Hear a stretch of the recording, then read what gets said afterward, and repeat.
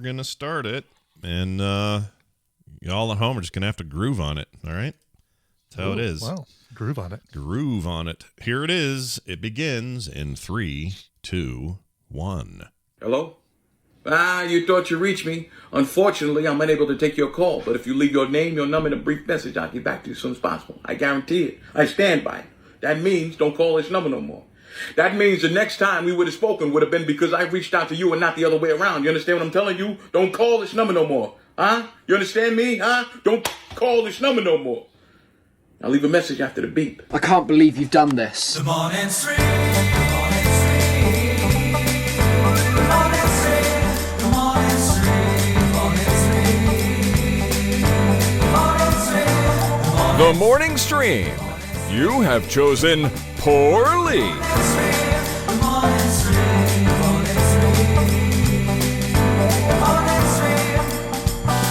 Good morning, everyone. Welcome back and to the morning stream. It is TMS for Tuesday, March 9th, 2021. I'm Scott Johnson. He's Brian Ibbett. Hi, Brian. Hello. Hello. I'm feeling good today. I got lots to do, lots to get through, despite having horrendous evening of dreams that made no sense. I was on the run from a psychotic Michael Chiklis from the famed show The Shield, and also The Thing in the Fantastic Four movies. The first bad thing, Fantastic Four movie. Yeah. Why? For whatever reason, he's after me. I don't know, but it was one of those dreams where I couldn't wake up from it, and I was scared the whole time. And that dude wanted to put a gun to my head and blow my head off all night. Wow. Yeah. Wow. Yeah. Of all things, and nobody else in this. There's lots of people in the dream. None of them were familiar to me. There were no friends anywhere, no family. It's just me on the run from Michael Chiklis, the commish. Was after me. If your name was Chiklis, by the way, yeah, how tempted would you be to change it? Oh, here comes Chiklis. Yeah, here comes Guess old what Chiklis. He doesn't have? Yeah, no chicks in that guy's life. No chicks. I guess he'd have struggled with that more in his formative high years. school days. Yeah. But not so much now. Although, no, and it's not like that rhymes with anything. Chiklis. No. Is there anything that rhymes with Chiklis that kids in school could make fun of? Yeah. He maybe starts with a P or D. You could do. Yeah, or yeah. Mm-hmm. Yeah, I can't think of anything. Yeah, I can't either. This is really hard. Anyway, so other than that, I'm feeling refreshed because I didn't die in my dream. I survived the assassin's blow, and I'm here to do a show with you. All right, so we got this email. We must read it first thing. It must be the thing that we talk about first, because if we don't do this, then read it. We? And I hope you've practiced so that you're able to read it as it's written. I tried. Okay. So we'll see how I do. I got this email last night. This was in response to my telling everybody on the show that my vaccine is scheduled, or my first shot for the vaccine is scheduled for the 19th.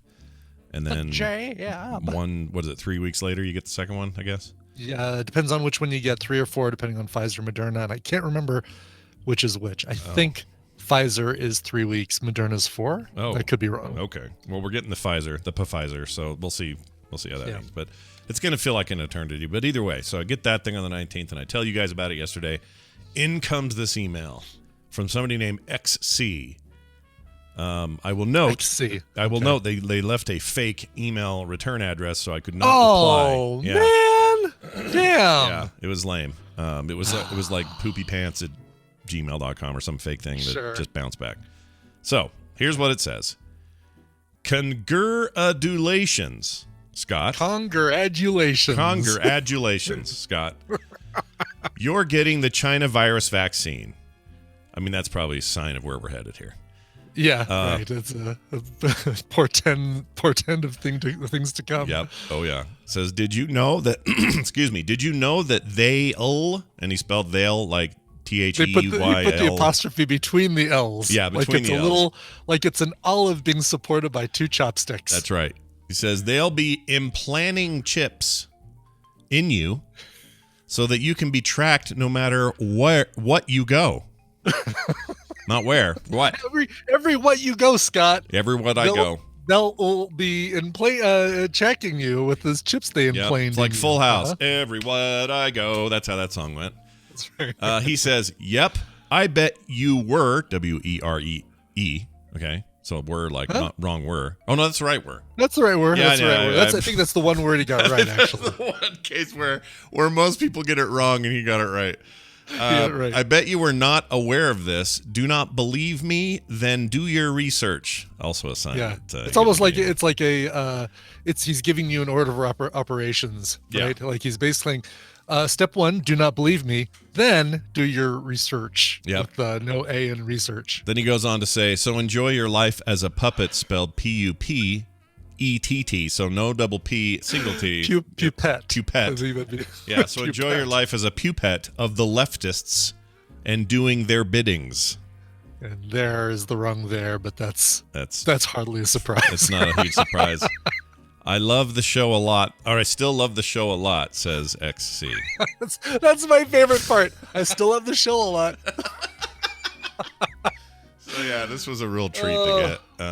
Oh my God, I wish I got emails like this. It's so like, what a waste of your time. Like, don't even well, I mean, I guess it's not a huge waste because here we are talking about it on the show, but it's too funny not to bring up. Like, you're just going to get ridiculed for such a silly email. Don't be silly. Yeah. If you have an actual point, you can make it, but also I don't know what he's using to send email with, but most of stuff I have will put little red lines under words that are malfunctioning. But that's a tale of the left, or a tool of the leftists. Oh, it's Scott, a tool those of the red leftists. lines, so they can track your email. You don't want to become a puppet of the leftists by clicking on the red underlines. Look, if your attempts to avoid being a puppet of the leftists, trust me, don't autocorrect anything. Okay, let it flow out of your undereducated freaking grade 5 dropped out of school mind. Okay, just let it happen. Congratulations, you're now a puppet of the leftists.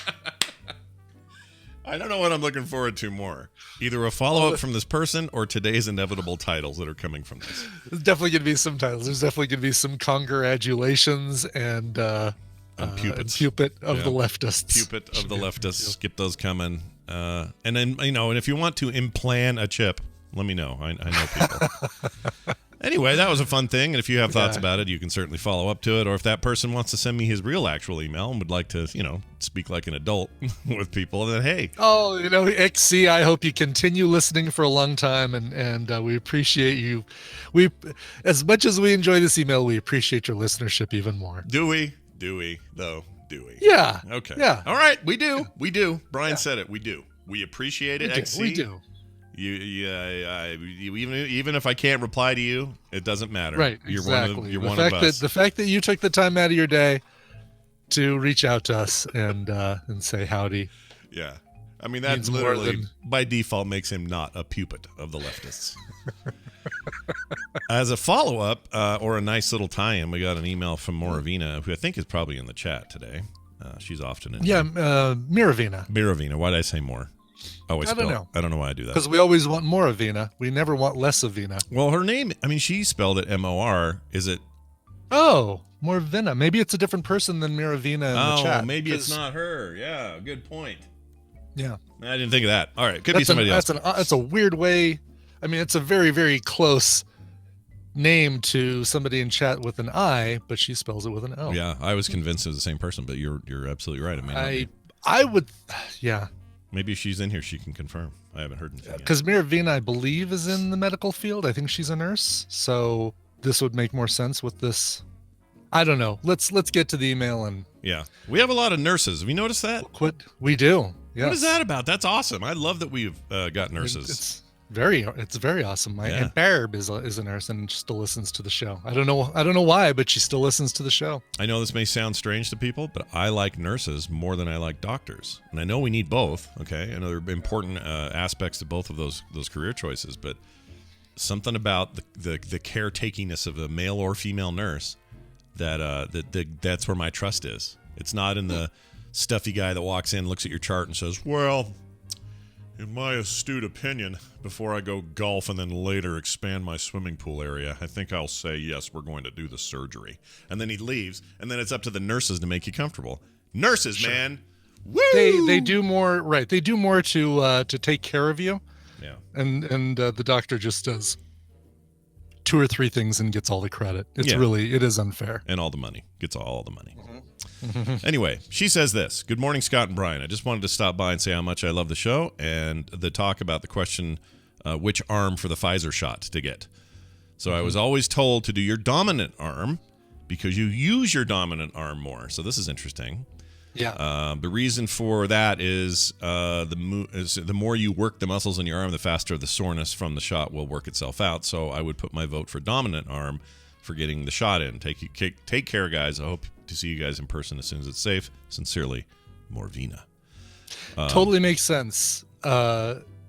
I think, when we were talking about that yesterday, I suggested the non-dominant arm. I think it's because I heard that'll be less painful for you, right? Because if you put in your non-dominant arm and you're just letting it kind of hang there while you do everything with your, with your drawing arm, your typing arm, your mousing arm, whatever. Right. Then, but there's also, is there something about like if you get the shot in your dominant arm as you move that arm, it also the muscles help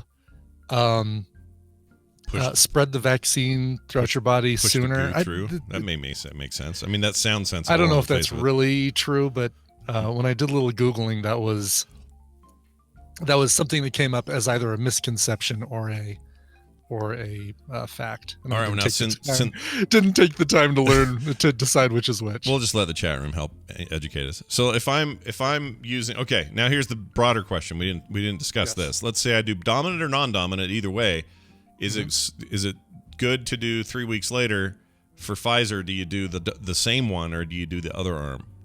Don't think it matters. Shouldn't matter. Okay. I mean, it wouldn't matter as far as like you got the shot in this arm, so you better get it in the same arm. But if it's like I think the choice would be dominant arm, non-dominant arm kind of thing. Well, that's what a pupil of the leftists would say, Brian. A pupil. That's true. I guess I'm a pupil of the leftists. I mean, it depends on which arm you want your chips in. And are those tortilla chips? Are they? Yeah. When you get your shot, make sure you go Chips Ahoy! Oh, I love that.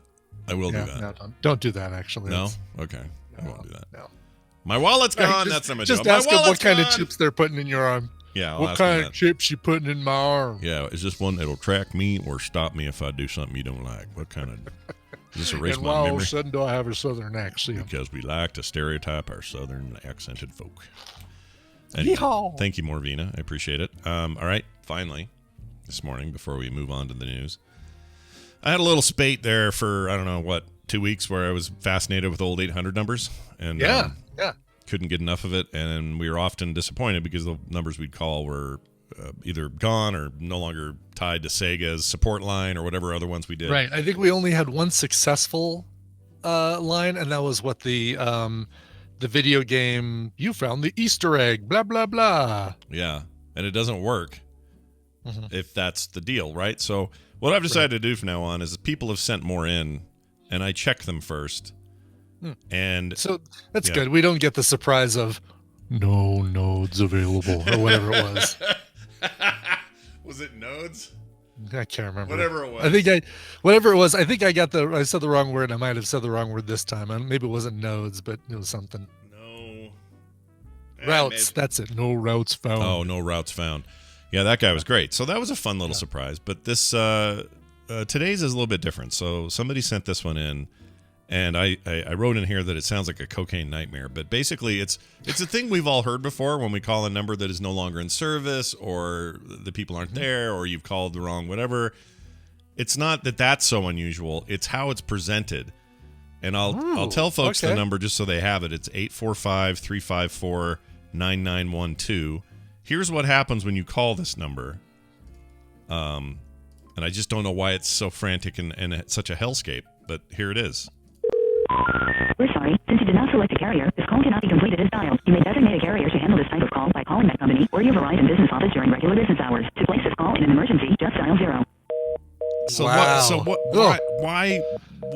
such That's like freak out? The old FedEx guy. But then it's all crusty, it's kind of fading in and out. Like it's just it's just really bad. Did you call? I think you called another decade with that phone number. Well, that's what it feels like. It feels like You called the 70s.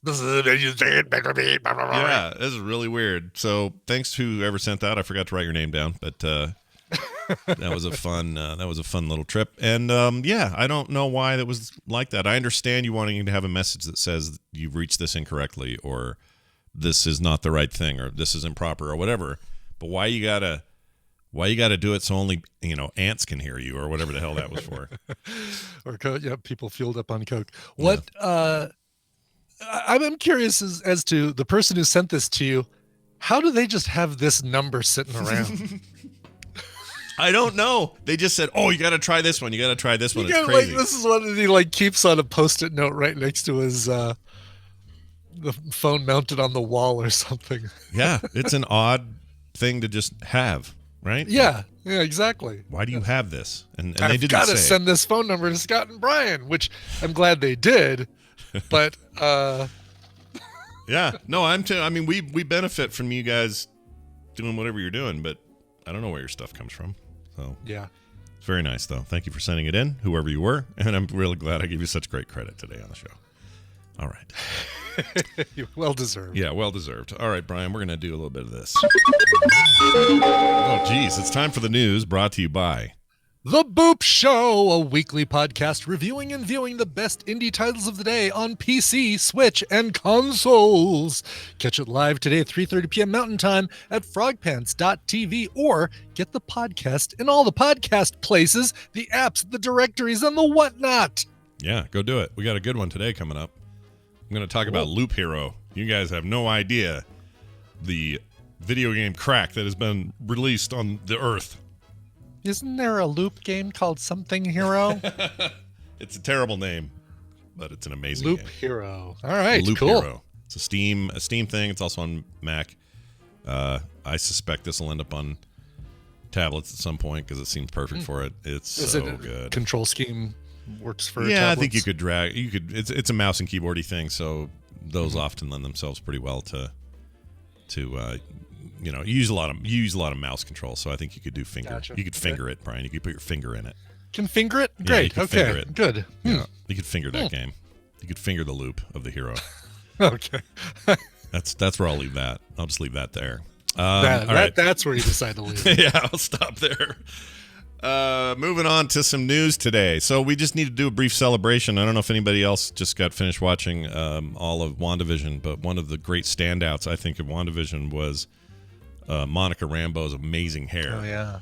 Tiona Paris. It's Love her incredible hair. I don't know how she makes that thing work. Whether it's in Brady Bunch timeline or in the real timeline, I guess not timeline, but the sitcom world or the real world. Yeah, I think timeline's a good way of putting it. Yeah, Well, there's a new lady with the actual new lady. There's a lady. She's not a new lady. She's been around for a while. She has the new record for the exact world record is Guinness World Record certified Simone Williams hair as the largest female afro on Earth in the year 2020, the year we just had. So chat room, I'm going to show you a little picture here. You'll see why I made the Monica Rambeau reference, because there is a bit of a part to it. Mm-hmm. It's got like a little cut there. But she's your current record holder for female afros, which I didn't know was a category in the Guinness book, but apparently it is. I didn't either. And just wanted to give her a big shout out. Let's see. Miss Williams sees her hair, which measures nearly 1.5 meters in circumference. So almost 1.5 meters in circumference, as a symbol of pride. I think she wears it very well, but imagine measuring that thing with a bendy yardstick, or I guess a meter stick. What do they call that? A measuring tape. A measuring tape. Tape. That's what they call that. Like some tape was not masking. I have one here. Isn't there a tape called measuring something? Oh, do you? Let me see. Pull that up again. Let's see that again. Oh, it's like a cute little one, like a little mini one. It is. It's a little 10-footer. And I use it for doing packages. So when I have to ship something out, it's zig, zap, zoop, and then throw that into the FedEx online deal. Yeah. Slap a label on it out of my printer. Yeah. And then leave it out on the front porch. And they can take that and take a couple bags of trail mix and a Gatorade or something. Is it always FedEx that you use, or do you have a preference? No, I do USPS I use FedEx for the laptop stuff, but I use USPS for everything that I'm personally sending out. Gotcha. And no matter so what, like if they win a prize on TMS, then it goes out via USPS. And no matter what, they're picking up almost always, right? That's how you do it. They pick up there. Yes, with FedEx, absolutely. Yeah, that's the way to do it. You're your own personal post office, Brian. Are you and Kim still doing the box of treats out on your porch? Yeah, we have currently there are peanut butter flavored granola bars, little bags of salt and vinegar, something chips, and water bottles, and some Gatorade, and I think that's it. Maybe a couple other things. Yeah, we're still doing it. You're right. I mean, we started doing this because of holidays, right? And it was a nice thing to do when they're coming a lot and dropping a lot of stuff off on the holidays. Is the reason you haven't stopped doing it maybe the same reason we haven't stopped doing it? Is it just feels too abrupt to just stop doing it? Yeah. And I mean, part of it, you could say, well, I'm going to fill it up and then just let this one dry out, like empty it. Right. But it feels wrong to stop doing it. And so it's a weird... And it's going to be really sad when there's like 2 things left in the bin. It's going to look like, all right, the discards, you get a bag of animal crackers and a... Well, I think maybe here's what I think's happening. This is so funny because I've been feeling the same way. Yeah. Maybe because of the kind of work we do, which means a lot of packages coming in and packages going out, which is definitely true for both of us. So that thing is, it's not like a house where they maybe once a month get a thing from Amazon or something. We're getting things almost daily, shipping out, shipping in. So maybe we're meant to. Maybe this is a thing we should just keep doing. Just keep it out there. I think so. Tina's happy to keep doing it. I feel like this is a very difficult thing to have an exit strategy. I mean, you either just stop it cold turkey, or you keep going, because if you let that thing slowly die, it's going to look sadder and sadder by the time it's got its next to last remnants of the least popular snack items ever. Be a little bag of pretzels and a smart water that nobody wants. Right. Yeah. I can't help it, but if I walk by it and there's a package of Nutter Butters, sorry, Tina, that's coming in with me.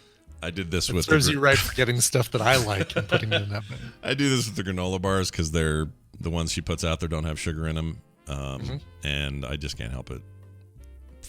I can't help it. I see one and go, oh, that's for me. I'm taking that. And then she just thinks, oh, the FedEx guy got it. Oh, great. We've done a good deed for the day. And I'm down in the basement snarfing it down. That's how that works.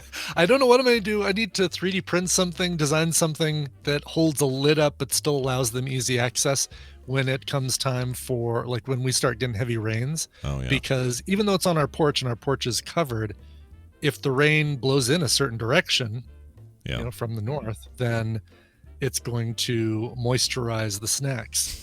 And you don't want we don't want our snacks. They probably don't. I mean, they're all sealed in bags. It's not like a big deal.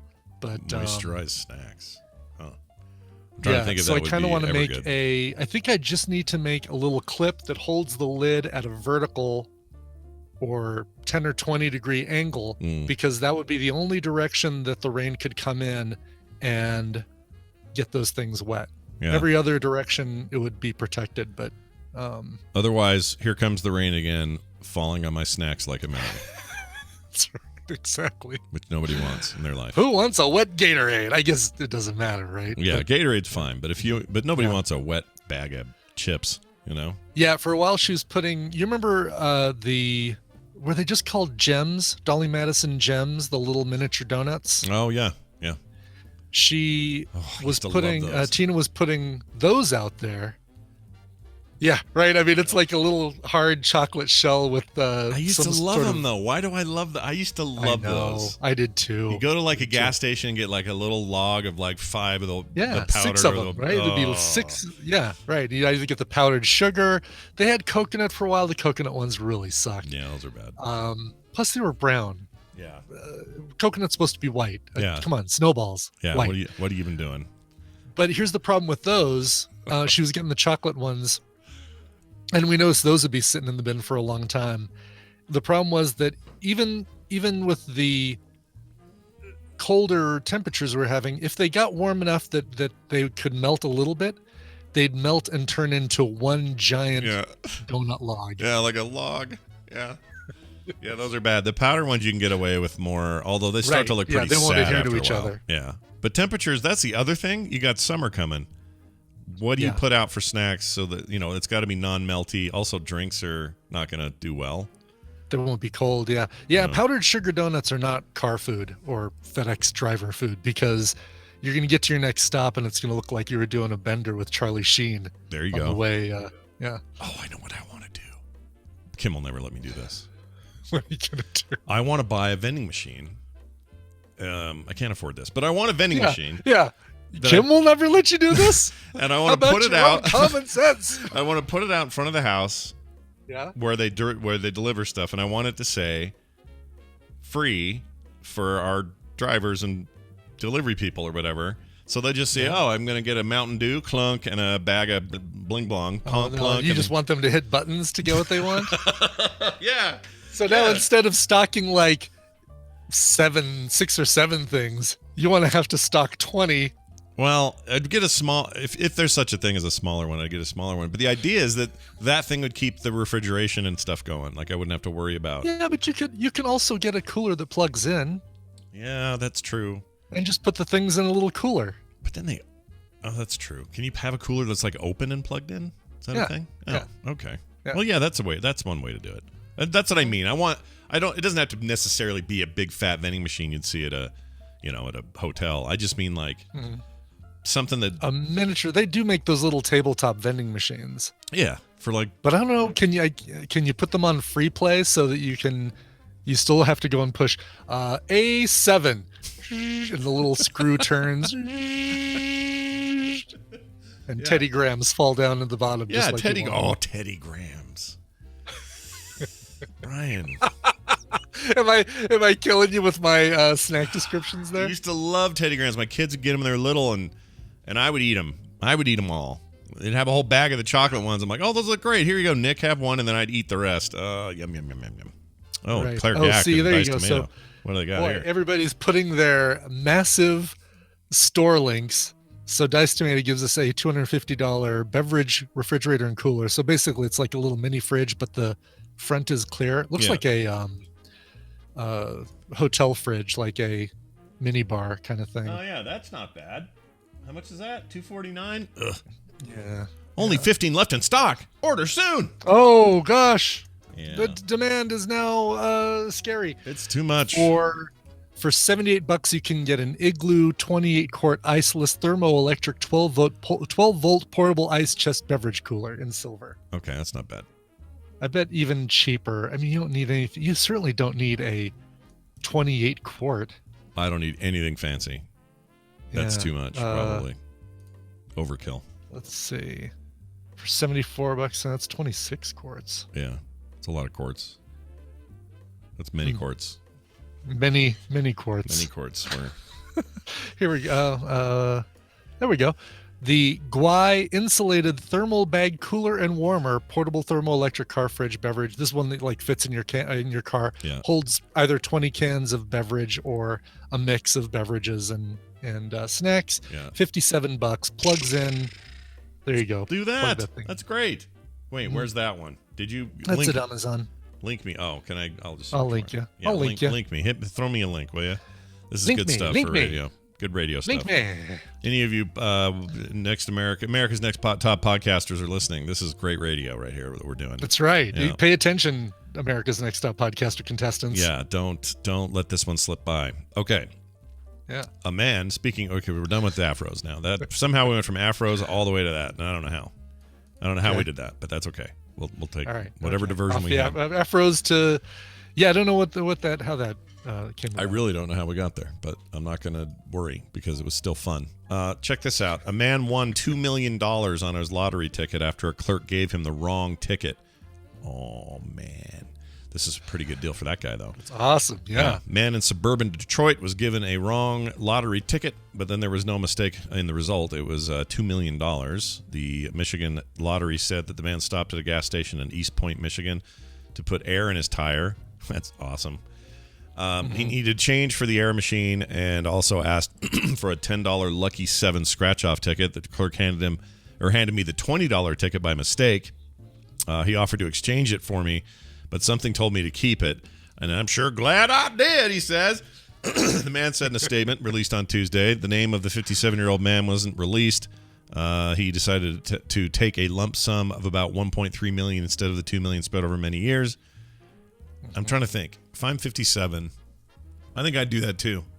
Without a doubt. Yeah, I'd take the 1.3 million, put that in a bank account that's gaining interest, and sit on it. And live on the interest. Yeah, exactly. The 2 million spread over many years is why make them do the work of creating interest for you? And who knows what your quarterly or monthly checks are going to be? But always take the lump. Always go lump.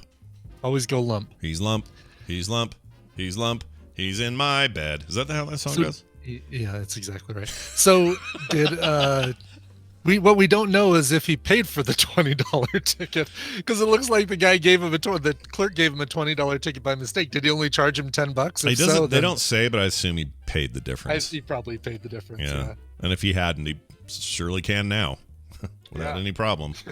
I came back to go ahead and pay that extra $10 on that lottery ticket you gave me yesterday. Mm-hmm. And now here's an extra couple bucks tip for you. I will have someone else fill my tire air now. Doesn't need that help anymore. Turkey in the news, not the country, the bird. Oh, the bird. Good. That's my favorite. Well, we don't care about the country. We care about the bird. We care about the delicious meal. Yeah, the bird meat. The meat of the bird. The bird itself is ugly. Yeah, I agree. Well, a turkey has stormed into and destroyed a dentist's office. You thought gooses were bad, or gooses. Just wearing a suicide bomb. Turkey reportedly made it a bit of a mess at a dentist's office in California. Apparently, the animal is known to hang out near the building, although the workers at the office... Just hangs out near the dentist's office? Yeah, that's awesome. Looking all sketchy out there on the corner, staring at people as they walk in. Finally decided to go for it and fulfill his plan. They said they were not prepared for him to ever come inside. One of the managers of the dental office in Fair Oaks, California, said that when she was having a normal day, suddenly out of nowhere, the bird crashed through the windows of the office. Apparently, the bird entered with so much force that the woman thought the bird had been thrown into the building. Apparently, it threw it with its own force. It threw itself into the building. Yeah. Donna McDonald told the Sacramento Bee. Did you ever go there? Yes. Yeah, they were a customer. That sounds familiar. The only reason I've ever gone to Sacramento was to go to the Sacramento Bee. I think it's so funny how few people have been to the capital of California. Right. Yes. You know, and it's hardly anyone. It's not a. It's nice, but it's not a California destination. We actually we did the Reno Gazette and the San Francisco Bee all in one trip because it was a really easy drive over the mountains through like Ojai and ooh, that's nice. Yeah, it was really nice. And biggest little city in the world's got that, Reno, Nevada. Yeah, that's what I've heard. Also not the capital of Nevada. Nope. Yell that north ways. Like aim it north when you yell it. I will say that to our fellow Canadians. Yeah. Reno is not the capital of Nevada. Thank you very much. That's right. But no, it's a very nice area up there. Well, this Donna lady thought it was actually hit by a car and then sent through the window, but none of that happened. She found the bird stuck in the patient waiting area, which was thankfully empty at the time. According to the shocked woman, the unshocked turkey, actually I'm guessing the turkey was freaking out, was scratching and clawing up the walls, causing significant amounts of damage. Animal control was called, although they reportedly had trouble wrangling the wild bird. The wild bird. The bird was just pissed off because all there was to read was a Newsweek with George H.W. Bush on the cover and a highlights for children from 1978. Yeah. How many times are you going to try to find the hidden pictures in that one thing? Exactly. Oh, what are Goofus and Gallant up to now? That is such a thing of our day. Like, can I still get Highlights magazine? Is that a thing now? I bet you can. I'll bet you can. Let's find out. Yeah. Highlights. Whoops. I like our dueling Google search. Google schmerchen. Here we go. Highlights.com. Yeah, perfect for ages 6 to 12, it says. So they have high five. Yeah. Which I can't read without saying like Borat. Yeah. By the way, so we had a guest on. I can tell people this without a spoiler. We had a guest on America's Next Top podcaster last night named Jill, and as we go through reviews, I'll say, okay, Justin, okay, Scott, and when it came time to do Jill's, I accidentally, without trying to, said Jill. But I didn't say it exactly like that, but it was pretty damn close. It was pretty close. I heard a taste and I wasn't of even it. trying to, yeah. Yeah. Well, I mean, you can't help it. If I hear the name Barry or Jill, I'm screwed. Mm-hmm. That's just how it is. Barry. Jill. Like, it's just part of us now. It's in our DNA. That's right. She was awesome, by the way. I liked her a lot. She was awesome, yeah. 3 years of highlights for Children magazine for $76.68. All right. Well, how about 1 year, 12 issues for $32.04? How about that? $32.04, and or get your high five. Yeah. High five is what for preschoolers? Okay, so your highlights are 6 to 12. Yeah. High five is preschoolers, and then hello is babies and toddlers. They've got a new one called. They can't read. I'm sure it's mostly pictures. But Durable, this one, wipe clean pages and stitched binding. Yeah. there you go. This one's called Things to Do, the highlights book of Things to Do. Ages 7 through 12. Brand new. That's a brand new option you can get. Okay, well, you know what? Thriving, it looks like. Highlights still doing well in a magazine, in a digital world. That's fantastic. Yes. All right. Did I tell you Van's favorite song is Circles by Post Malone? That's a great song. It comes on and he just stops everything and just stares at the echo or whatever's playing. He just loves it. Is he able to feel his face when that song is on? No, but weirdly, he grabbed a Sharpie and started writing on himself, which I thought was weird. Didn't expect that. Excellent. Now you need to put some plastic surgery bandages all over his face and make him run around in a well-lit corridor for 3.5 minutes. Yeah, and spell weekend without the E at the end of it. Just I think this is, or no, wait, is that how it does? Week? Yeah, weekend without the second without E. the E. With the second E, yeah. 30. 30. Because I guess there are 2 E's in week. Third eagle. It all comes around. A third eagle. This is how these things start. All right. How about this story here? We got. The turkey's fine. By the way, they saved it. Oh, thank goodness. Yeah, it didn't die. Turkey's fine. And got a free root canal while he was in there. Yeah, why not? They don't have teeth, I hope. Do they have teeth? Because geese have those weird teeth, right? Like those weird. Geese have those really weird tiny teeth. Do turkeys have teeth? I'm not even going to Google this one because I'm just going to do turkeys have teeth because I really just wanted to know. All right. Do turkeys have teeth? The answer is, answers.com. The top answer is Kaka B. Wishik. That's not an answer. That's somebody. That's somebody screwing around. Answer. How many people upvoted that answer, by the way? Like, let's see, 5. That's too many people. Full set of mouth dental implants. Oh, no, that's for Turkey, the country. Okay, here we go. Turkey animal facts. I must know this. I must know. Yeah, I'm with you. Turkey's appendages are like mood rings. That's change not color. an answer. No, that's not it. Turkeys can fly. Turkeys can also swim. Turkeys can poop. Well, yeah. Let's see. None of these are the answer. No, none of these are. Let's see. No, Ben Franklin didn't really want to have turkey be our national bird. Was that a thing? I didn't know that. Yeah, there's nothing about the teeth. I don't think they have teeth. I think they officially don't have teeth. They got their gizzard and their whatnot to like digest their shit. I don't think they don't got the teeth. Anyway, well, that was fun to learn nothing there. Let's move on to this story, Brian. This one will teach us something. Darn. Ding dong ditch flashers.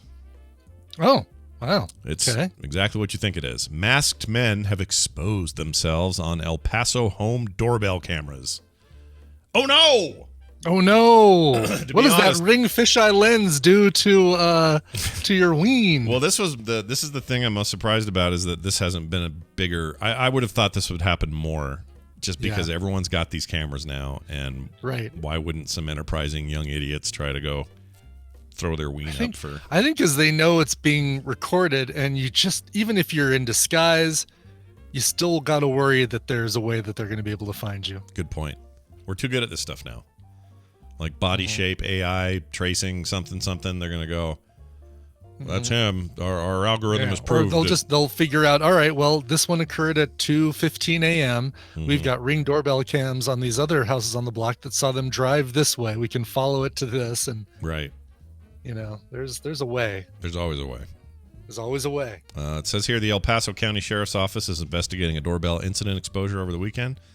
Saturday night incident captured a doorbell camera at a home in El Paso, northeast El Paso, according to the Sheriff's Office. About 9 p.m., two unidentified men walked up to a home, rang the doorbell, and then exposed their genitals when no one answered the door. Were they waiting for someone to answer the door? That's a weird bit. Well, nobody's home. All right, pull them down. Pull them down. Do it now. Guess we got to do it now. It says the camera image released by the Sheriff's Office shows a man wearing sunglasses, a face covering, gloves, and a light blue hooded sweatshirt under the with the Under Armour logo and blue jeans. I have a number of hats with that logo. Oh, I should give. You know what? Is this my chance to do this? Hold on.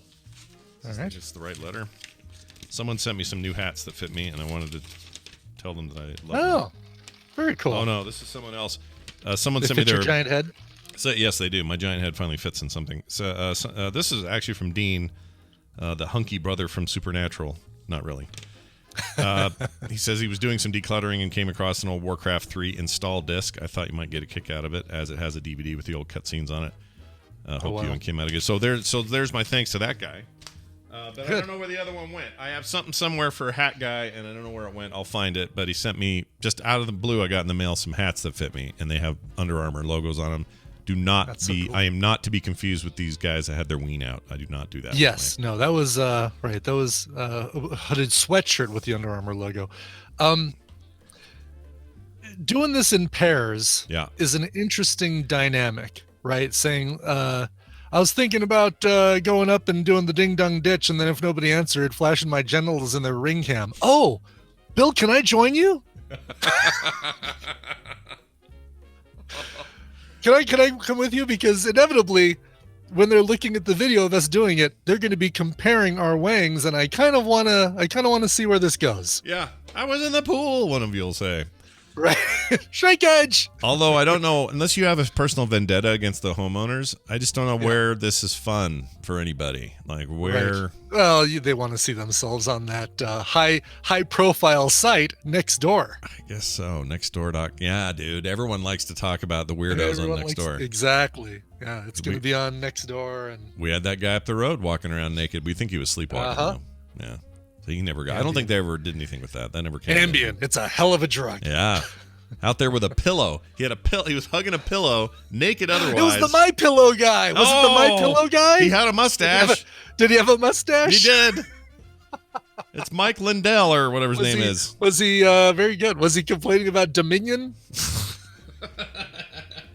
Those machines were hacked by leftists. Hacked, I tell you. Leftist puppets. Puppets. They're always behind it. They implanted chips into my pillows. So they can track every what I go. Yeah. Oh, by the way, so this was not completely uncontroversial when I pasted it on Facebook or put it on Facebook. Because I happen to live in a state that is known for its MLMs or its multi-level marketing schemes. Oh, sure. If you go south of the valley. Another stupid initialism to keep track of. I know, right? I hate it. Also, it means something else. MLM is... No, I'm thinking of BLM, which is Bureau of Land Management, or Black Lives Matter. It's hard to get those. Yeah. I always mess those up. But anyway, so MLMs... I'm never sure when I see it spray painted on the bike path if it's for Bureau of Land Management or... Are there a lot of pro graffitis? A lot of pro Bureau. Bureau of Land Management has quite a following out here. Yeah, they're huge. They're big, huge. Anyway, so I made this statement, and I stand by it. And because I live in this place where, like, south of the mountain, down in Provo area stuff, there's like 30 of these things where it's like, essential oil companies and Okay. people with like vitamins that are made from a certain fruit from some island you never heard of that supposedly cure everything or whatever. Just malarkey, one end to the other. And Arizona too, also bad. I thought Arizona had taken the crown, but maybe not. Maybe we're still the worst. Anyway, the point is, I truly believe this, that you can gauge how poorly, or how do I put this? You can gauge how close to or further away we're getting from conspiracy theories or believing in stupid things by how many MLMs still exist. And as long as MLMs continue to be really popular, then I'm convinced we're screwed as a species. A society. Because, my gosh, like how many more of these oils, you know what they'll do? They don't want you to know this at Johns Hopkins University. This is the thing they won't tell you. But that thing cured me of 8 different cancers and grew my hair back. Really? Cool. Can I sell it for you? Yes. There you go. There's your stupid scheme. It's a scheme. It's a freaking scheme. All of it. It's a scheme. It is. Yeah. Yeah. A scheme It is not and a scam. It is not Utah's top industry, but it's up. It's there. No, that's clearly a warehouse full of dildos. Yeah. But, yeah, come on. Get your news from the proper sources here, people. That's right. It's a exactly. warehouse full of dildos. I love that idea. It's just surveying different Utah's states. number one export. Yeah. It's a warehouse full of dildos. You have to say it with warehouse, though, because it's funnier. Yes, warehouse is way funnier. Yeah, yes. It's like, hey, Montana, what's your biggest business out there? Oh, big sky country, a lot of beef, cattle and this. Oh, that's cool. Hey, Arizona, what about you? Oh, well, here it's Utah, warehouse full of dildos. Just picture somebody standing up in a marketing conference seminar in a Holiday Inn Express. I don't know why that's warehouse so full funny. of dildos. It's so funny to me, and then nobody reacting poorly to that, just going, "Oh, okay, moving on now. Okay, Now cool. to the next guy." How about California how about tech? Nevada? You say? What Okay, you a got? lot of tech in California. I see. Oh, Sure. the entertainment industry. Like we just gloss over this warehouse Yes, full of right, dildos. Exactly. Yes. I don't know why that's so funny. All right, we're going to take a break. When we come back, we're going to spend some time with Justin Robert Young. We're going to find out how you, at the baby age of 18, can run to be California's next governor, and maybe sooner than you thought, because they're apparently recalling their governor. And I want to know how that works. So that'll be today in politics. Check it out. That's after this break from a song from Brian Ibbett. This Friday, a brand new EP called You, Y-O-U, is going to be coming out via Tambourine Machine Records. It's by a band called Epilogues, or an artist who goes by the name Epilogues. This is great stuff. He's from Norwich, England, and started in in an empty flat in the heart of Norwich 10 years ago. But it's been growing, performing in small rooms across England on humble stages, surrounded by friends, touring over the UK and US soil, and now finds itself settled in Leeds. So the brand new EP is going to be coming out on March 12th, this Friday. Here is the first single from it. It's a song called 16. Now over here we make fecal people, and depending upon the shape of them middle turds right there, we can do them with big boobs or guts or butts or long legs or short legs, see, because there's no two turds that are ever alike. A robot may not harm a human being, or through inaction allow a human being to come to harm.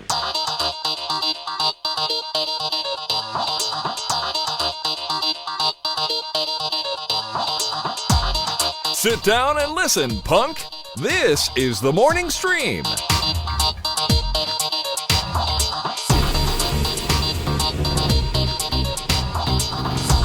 All right, we have returned. That's right. Remind us again who that was. That was Epilogues, Epilogues, from their brand new EP called You, which comes out this Friday, a song called 16. Kind of a cool Ed Sheeran kind of build on this song. Really cool. Is it still EP stands for what? Extended play or no? Whoa, there we go. Say it again. I lost your audio that's there weird. for a minute. That's weird. Yeah. Discord's being weird. What does an EP stand for? I always forget. Extended play. It is extended play. Okay. Yes. All right. LP is long play. EP is extended play, which doesn't make sense because it's shorter than an LP. So you think it would be shorter than long play or medium play. Yeah, medium play, an MP. Yeah, but then that's a minister of or a MP. MP or Minister of Parliament. There you go, Ministry of Parliament or military police. There's lots of MPs. Military police is what I think of. Yeah. Hey, did you hear that voice? Check this out. These are their stories. Oh, I'm terrible with names. Joining us from the West Coast, soon to be Texan. He's not there yet, but he will be. Justin Robert Young joining us, and it's good to see you, Justin. How are you? Oh, hello, friends. How are you? Good, man. Hello. Pretty good. When is that move? What's the plan? Not that you have to give us too much info, but, what's the general idea?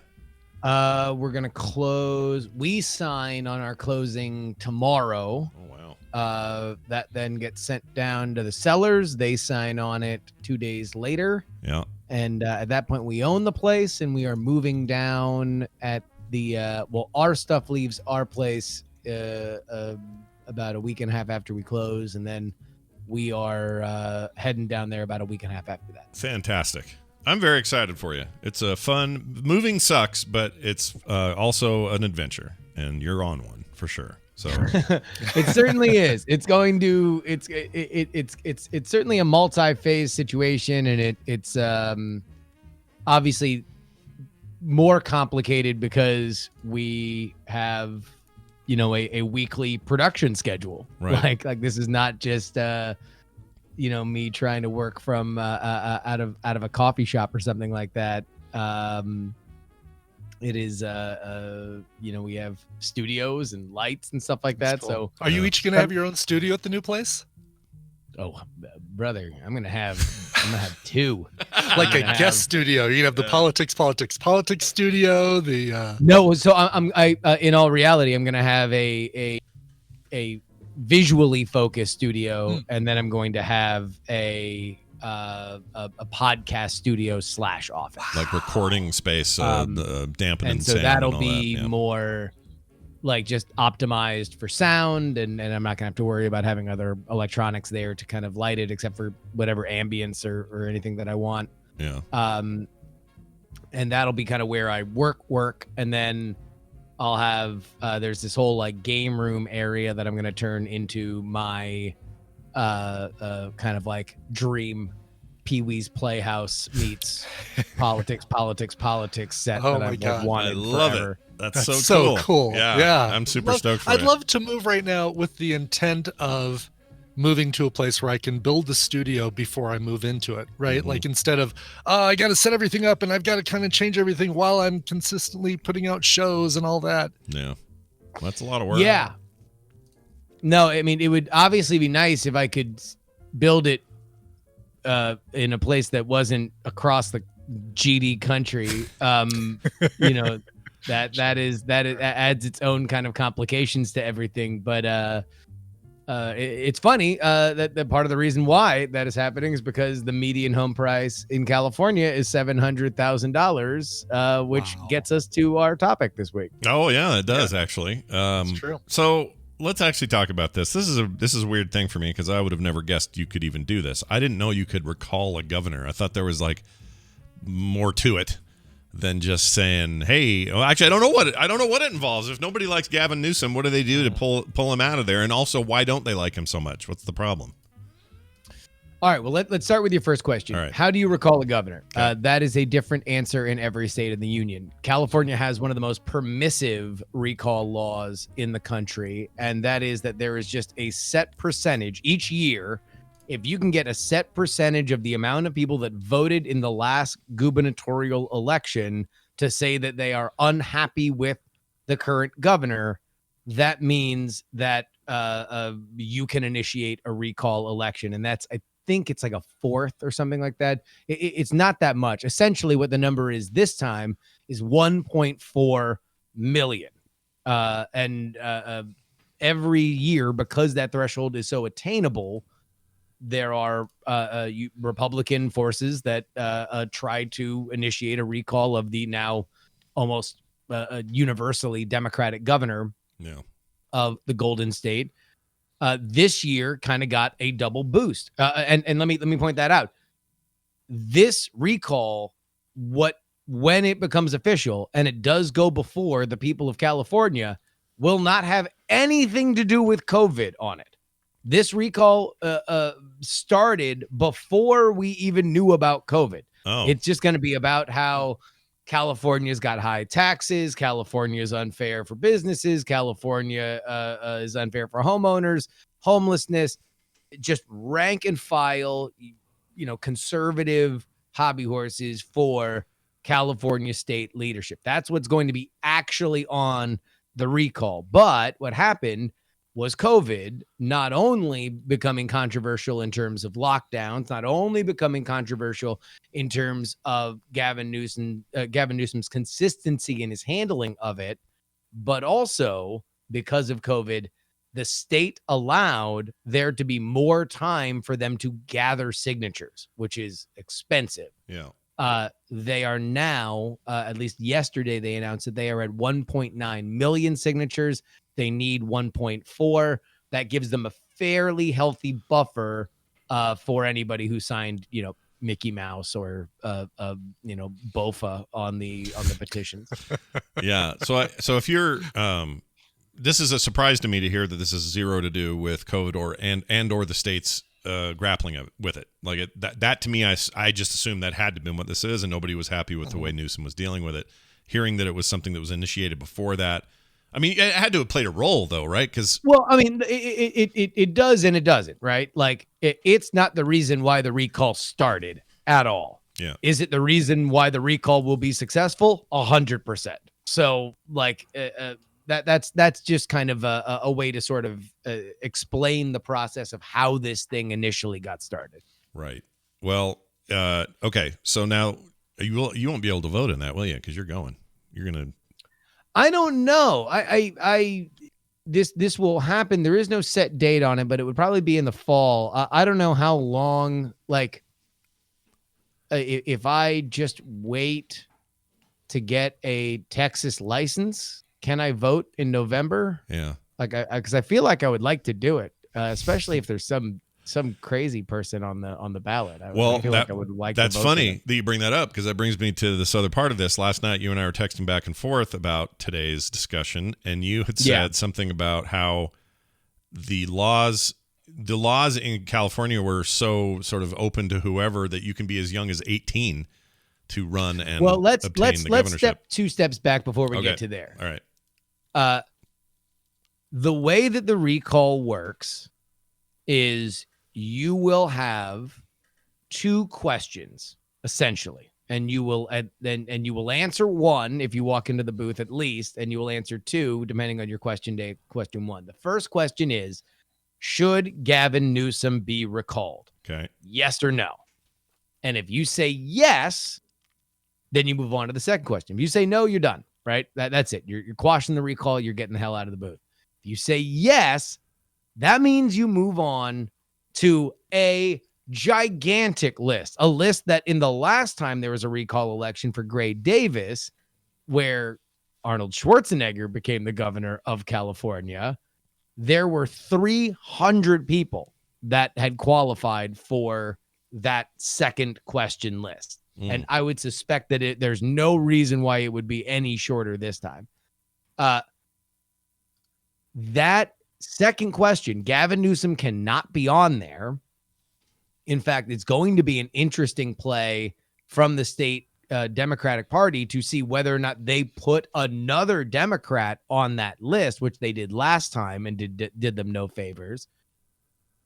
But the person who gets just the simple majority, not over 20%, not over 30%, not over 40%, not over 50%, the simple majority of whoever comes out of that twisted metal demolition derby is the next governor of the state of California. Wow. So that's why last time this happened, and someone just mentioned in the chat, I was going to bring it up, Gary Coleman, who also died living here near me. But anyway, it's a different story. I think even other people on the cast of Different Strokes were up that year. Oh, yeah, someone said Todd Bridges right after that. Also, I think there were porn, Gary there were porn Coleman, stars and stuff. And porn star Mary Carey and Arnold Schwarzenegger. And then, of course, there's always the Republicans that, by and large bankroll this thing and then, wind up not winning. So in this particular case, though, do you think this stirs up a bunch of that again? Like just kind of the freaky, fringy, I can't believe they're running sort of stuff going on. So here's the situation that we're at now, and this is where we can get to the who is going to run. Gavin Newsom feels that he's not in a terrible position. He feels like he's gotten blamed for a lot of the bad that has happened because of COVID, and there's a lot of bad that's happened because of COVID. A lot of businesses are shut down. A lot of parents are pulling their hair out because their kids are not going to school. There's a lot of frustration in a very, very, very large and diverse state in a lot of different places. And yeah, he's made some out and out boneheaded mistakes. The thing that it surprised me in terms of how much it's been sticky is him going to a fancy restaurant, French Laundry, during the time when there was no indoor dining allowed. He went and had a big old fancy dinner with a bunch of friends with no masks inside. Yeah. And the reason why I think that, despite to me feeling like just another, politicians are, of course politicians believe they're above the law, they're politicians, that's made it sticky, is because it was both a violation to people that were like, these lockdowns are ridiculous and they're ridiculous, but also a violation to people that were taking the pandemic really, really seriously. Right. And if they're going to freak out whenever somebody posts a pool party video on Twitter, then they're sure as hell going to freak out when the guy who's supposed to be the mascot for this is not doing anything to bolster the case for people that are trying to stay at home and model good behavior. Right. The situation that he hopes he finds himself in from here is that vaccinations happen. He announced this week that Disney World's going to be back open on April 1st. You're going to be able to go see a ball game this summer. I'll bet you he's going to be in his, fringe leather and Ugg boots to go to Coachella. Like there will be all these like California is back, baby kind of things from Gavin Newsom. But it only takes one or two things going wrong now to really put him behind the 8 ball. And it only takes one or two really charismatic people to start pointing out things that could go wrong to make this a lot worse. And that's where we got to talking last night, because I was looking at how old you would have to be, because I was trying to think of the most compelling celebrity that could run. Yeah. And what I found out is that there's no age restriction on this. You have to be a California resident for a certain amount of years. But other than that, if you are of legal voting age, 18 years old, you can run in this recall election. And I'll tell you what, I'm going to have to go look up the actual raw votes. We'll have that on PX3 tomorrow. The raw votes for Arnold Schwarzenegger, but I would not be shocked if we're looking at something that is under the YouTube subscriptions or TikTok subscriptions of some of these influencers. I mean, you sent me a joke text that hit me hard, and that was, how do you feel about what's his name? I forgot his name. Logan Paul. Oh, how do you feel about Governor Logan Paul? And I went, ugh! I had like a visceral physical reaction to that. Yeah, that wasn't good. Didn't feel right. Now, a lot of people are saying that I would never vote for an 18-year-old.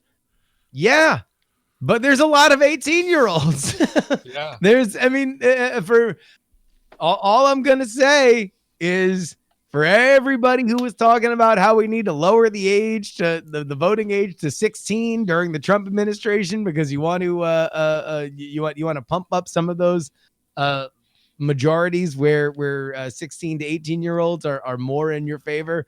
That kind of stuff goes both ways, and it will be very, very, very, very interesting because, again, the threshold here is very low, and there's further incentive to kind of do this for the lulls, because the person that comes in on the recall is only going to be governor for like a year and a month. Yeah. Like it's not like they're putting them in for 4 years.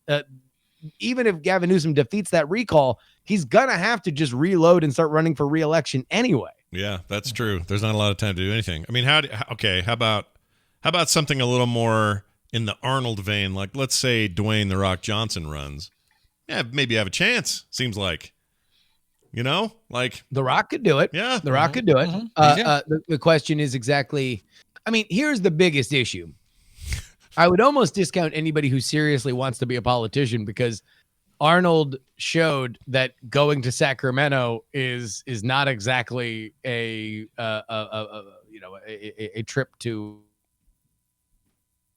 California state government, much like New York state government is kind of a big, unwieldy, broken down machine that can't really do anything and sort of just lives to disappoint anybody who wants to make significant structural change to it. So right.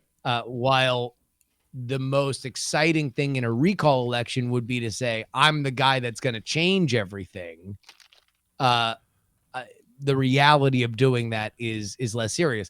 Although, The Rock would have something that Arnold doesn't, and that's citizenship or a natural born citizen to America. And that means that he could use it as a Reagan-esque launching pad if he wanted to, even if he was just there for, a year and a month and said, all right, well, I did that instead of Hobbs and Shaw too, to prove to everybody that I could be a serious guy, and I looked great being the governor. Right.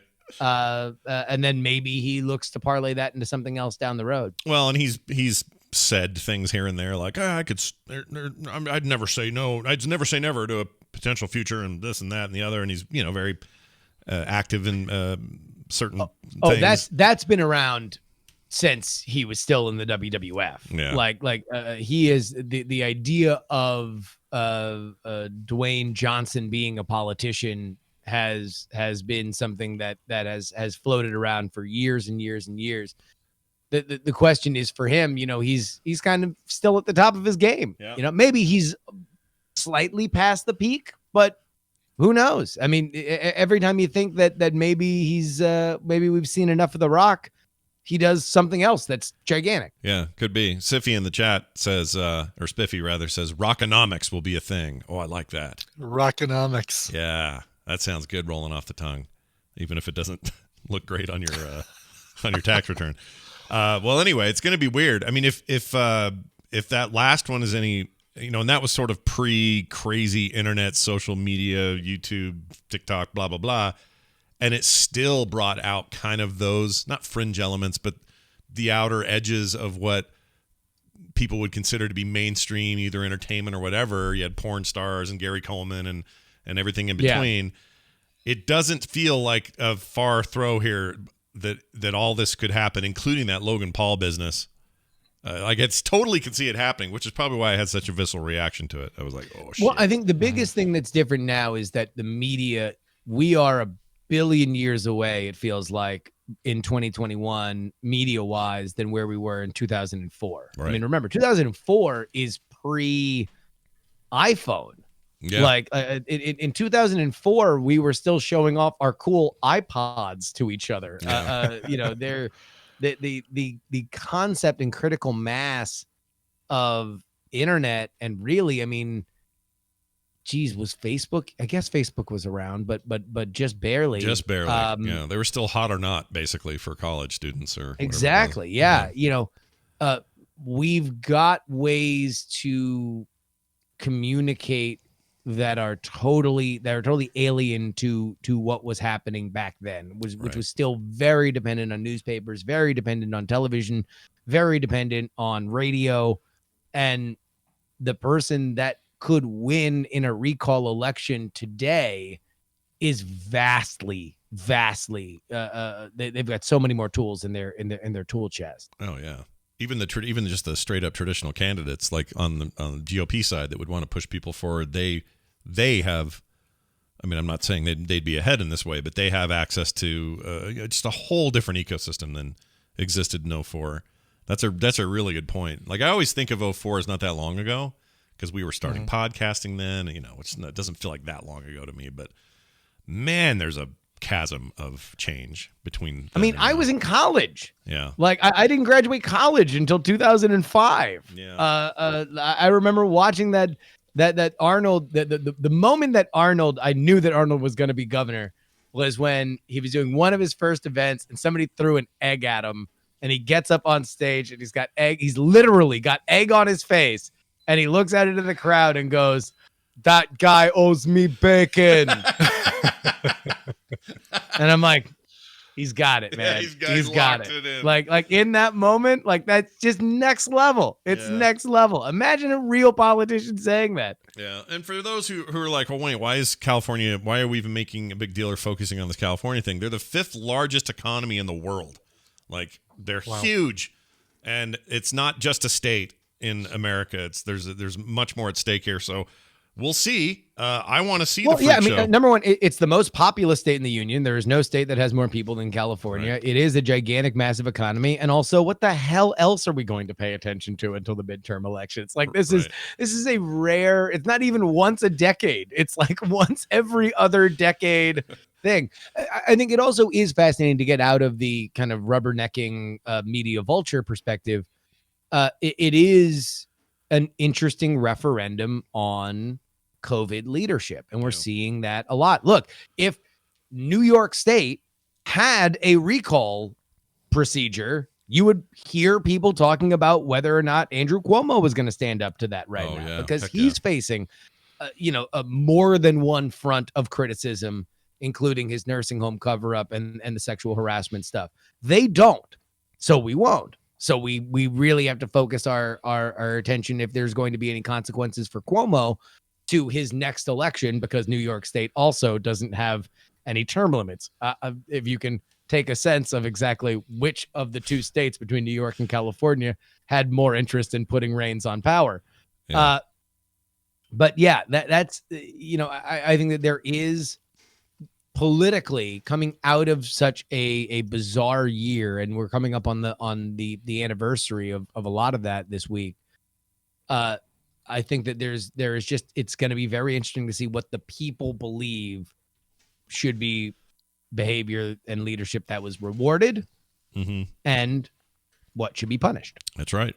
Well, I can promise you this, from a spanking new rad studio overhaul in Austin, Texas somewhere, you're going to hear all about it when it happens from Justin Robert Young. Anything people should be watching between now and then, or this week in particular, that you would like them to be looking at?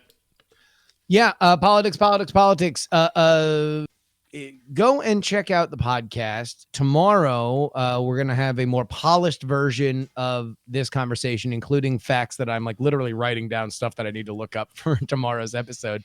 But also, it's kind of a news you can use episode, because we're bringing somebody on to talk about all of the complications that this bizarre pandemic year brought us tax-wise. So stimuluses. Did you know that you can claim credit for a stimulus that you believe you should have gotten that didn't get to you? No. Stuff like that, all on the politics episode coming up tomorrow. Nice. Well, as always, the jury will now retire. Justin, have a fantastic week. We'll see you next time. See, Brian, I remembered to use it this time, Brian. Well done. I didn't have to do any sort of prodding or nudging. Now, if I'm completely honest, I may have seen someone in the chat say it, and then I remember. So I don't want to credit goes to Torek. Yes, Torek. Thank you, Torek, for reminding me. It says the jury will now recall, which is even better. That's a great show title. Oh yeah, that's not bad. He will now recalling with jury and more, or something. Yeah, the jury will now recall. Very nice. Hey, that's it for the show. We've done it. Holy cow! Wow. Speaking of all this ANTP, we should probably let people know. Yeah, because the new episode is going up on the free feed today. The Patreon feed has already gotten the first 2 full episodes and all of the submissions. And we're working on some feed issues. You can go to Patreon and listen to them right now, but there's some weirdness with the Patreon RSS feed because of Acast, and Do you use Acast for any of your Patreons? I haven't yet. So supposedly they're now integrated directly into, like they're going to be the feed Patreon, handlers. Yeah. Yeah. So, but I don't think that changed anything for existing people. I think the RSS stuff remains the same. But I've heard of a whole bunch of issues, which, a transition like this probably means there's going to be issues. But for sure. And that's what we're running into with ANTP, because of the those shows that are on Patreon that haven't yet made it into the RSS feed. We're working on it. That'll be soon. Yeah. But if you're just on the free feed of ANTP, the second episode is dropping today. I'm going to be doing that right after this. Very nice. Go check that out, everybody. It's been a very interesting season so far. Yes. And last night was no lots different. of unexpected developments and eliminations and ruminations, separations. No. Celebrations. Sure. Yeah, sure. Sure. It's a good thing. Many Asians happening with. There you go. All of the Asians coming together. All of the Asians. Making it happen. Speaking of which, our Patreon continues to be there, and we need you in it in order to survive. Yeah, that's right. We can't do the show without you. So, patreon.com/TMS. We pound it into your face each day, and I will continue to do so until every single one of you is signed up. Damn. If they did that, it would change my schedule. I'd do nothing but TMS things. But anyway. Yeah, same here. Yeah, we I wouldn't have to do these ads for so-and-so who I don't want to say on the show. But Right. We wouldn't have to do anything else. Brian could cut back focus on content. Yeah, just putting out great show stuff. Don't have to do so much freelance stuff. I could back down on a couple of contracts. People could watch me play Assassin's Creed Valhalla. Yeah, why wouldn't you want to do live? That? Yeah.